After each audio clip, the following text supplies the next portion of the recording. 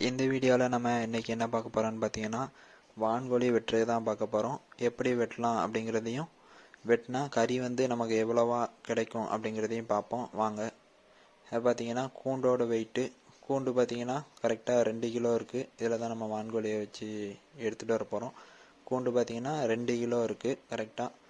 பார்த்தீங்கன்னா வான்கோழி இது வந்து சேவல் தான் எடுத்திருக்கோம், கோழி எடுக்கலை, சேவல் தான் எடுத்திருக்கோம். 8 கிலோ இருக்குது மொத்தம் வெயிட்டு கூண்டோடு சேர்த்து. அப்போனா சேவல் மட்டும் தனியாக 6 கிலோ வருது. பார்த்தாலே தெரியும் சேவல் தான் கிடக்கு. பார்த்தீங்கன்னா இப்போ வெட்டினா எவ்வளோ கறி வரும் அப்படிங்கிறத அடுத்து வந்து வீடியோவில் பார்ப்போம் வாங்க. வெட்டுறதுக்கு முன்னாடி நம்ம வந்து தண்ணியை நல்லா சூடு பண்ணி எடுத்துக்கிடணும். நீங்கள் நார்மலாக முடி பிடுங்கன்னா அந்த ரெக்கையில் உள்ள முடியெல்லாம் வராது, ரொம்ப கஷ்டமாக இருக்கும் வான்கோழிக்குள்ளது.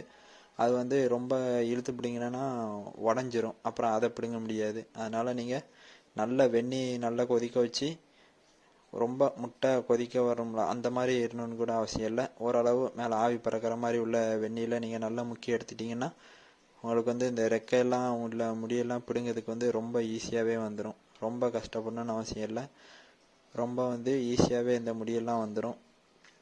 நீங்கள் தண்ணியில் வெந்நியில் முக்காமல் நார்மலாக பிடுங்குற மாதிரி பிடுங்கிட்டே இருந்தீங்கன்னா அதுக்கு ரொம்ப டைம் எடுக்கும்.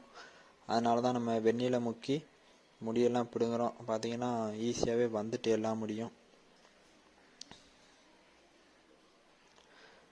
பார்த்தீங்கன்னா முடியெல்லாம் பிடுங்கியாச்சு. இப்போ நம்ம வந்து வாட்ட போகிறோம்.